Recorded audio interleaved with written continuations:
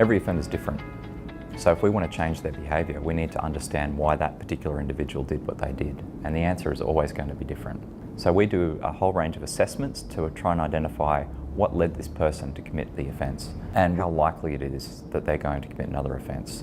Some offenders are much more likely to commit further offences than others. Community corrections officers, doctors, engineers, all of those different industries employ tools, which are structured assessments that enable us to make more accurate predictions. All of the evidence suggests that using those tools is much more accurate than going off gut instinct.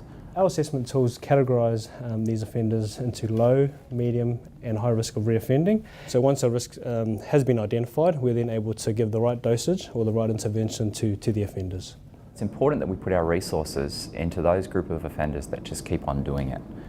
Because if we have somebody that has managed to stop themselves from offending, then putting more programs into them is not going to get a lot of benefit. If someone's assessed as low risk, the focus that we have is to ensure that the stable factors in their life remain. In the case of managing a high-risk offender, supervision is more intensive. So I've also recently supervised an offender who has been assessed as having a high risk of reoffending.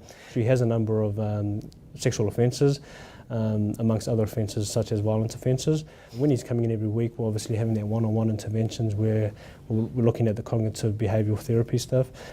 He's also part of a forensic psychological service program, so that's based around the sex offenders, so that's every week as well. He's also seen a community-based psychologist and constantly liaising with his family, making sure that things are okay at home.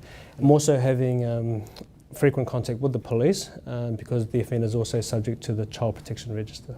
Intensive supervision for a high-risk offender is really important to managing the risk of reoffending and also the protection of the community. Offenders change over time, circumstances change, and we need to be able to respond and adapt to that.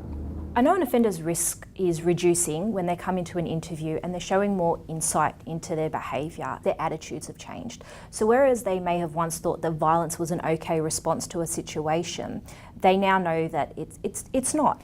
My offender had a conflict in a pub and he told me that he walked away, and I knew that that was a critical moment, and I knew that that meant that his risk level was starting to decrease. On the other side, change of circumstances. I've had many cases where a guy has lost his employment, a breakdown of relationship, and because of his inability to be able to cope with the pressure and the demand that's been put on him, he's then resorted to using illicit substances again.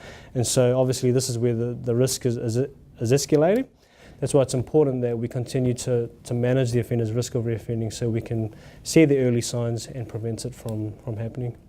The priority for community corrections is community safety. We're targeting medium and high-risk offenders because that's what works. And we want to do the best job that we can to protect the community and prevent victims.